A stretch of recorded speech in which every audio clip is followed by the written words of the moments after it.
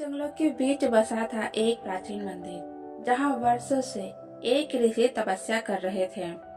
लोग दूर दूर से उनकी कृपा पाने के लिए वहां आते, लेकिन वो ऋषि किसी को भी आसानी से आशीर्वाद नहीं देते थे। उसी गांव में ही वरुण नाम का एक युवक भी रहता था। वह बहुत गरीब था और हमेशा भगवान से सिर्फ धन दौलत ही मांगता था। हर दिन वह भी मंदिर जाकर भगवान से प्रार्थना करता कि भगवान मुझे अपार धन दे दो, जिससे मेरे जीवन की सभी समस्याएं दूर हो जाएगी। ऋषि उसकी इस प्रार्थना को रोज सुनता था।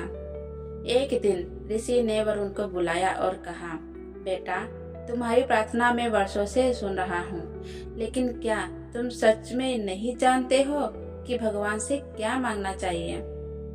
वरुण चकित होकर हाथ जोड़ते हुए बोला, बाबा, धन ही तो सब कुछ है ना।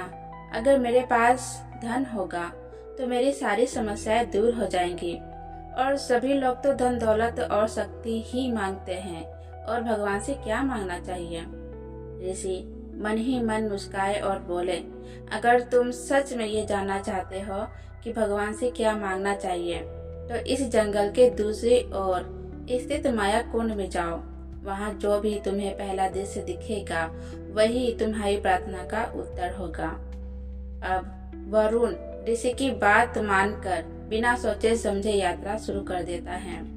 घने जंगलों, ऊंचे पहाड़ों और खतरनाक दर्रों को पार कर अंत में वह माया कुंड पहुंच जाता है।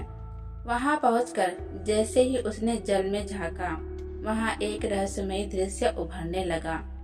पहले दृश्य में देखा कि एक राजा, जिसके पास अपार धन संपत्ति थी, वह अकेला था और उसके अपने ही लोग उसे मारने की योजना बना रहे थे। दूसरे दृश्य में उसने देखा कि एक शक्तिशाली योद्धा है, जिसे हर कोई सलाम करता था, लेकिन वह अपने ही अहंकार के कारण मृत्यु की कगार पर खड़ा था।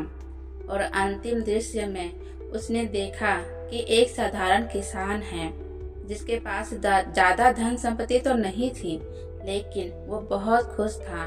उसके मित्र, परिवार और गांव के लोग उसे सम्मान देते थे, क्योंकि वह हमेशा सही मार्ग पर ही चलता था। वरुण का दिमाग हिल चुका था। अब वह समझ गया था कि धन और शक्ति के पीछे भागने से जीवन में सच्चा सुख नहीं मिल सकता। अगर बुद्धि, धैर्य और अच्छे कर्म नहीं हैं, तो कोई भी चीज टिकाऊ नहीं होती है।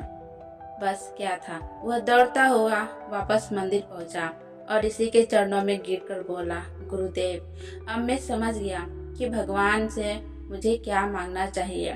धन और शक्ति सिर्फ थोड़े समय के लिए ही होती है, लेकिन सुबुद्धि और सही मार्ग दर्शन हमेशा मनुष्य के साथ रहते हैं। ऋषि मुस्कुराए और बोले, अब तुम सही राह पर हो वत्स।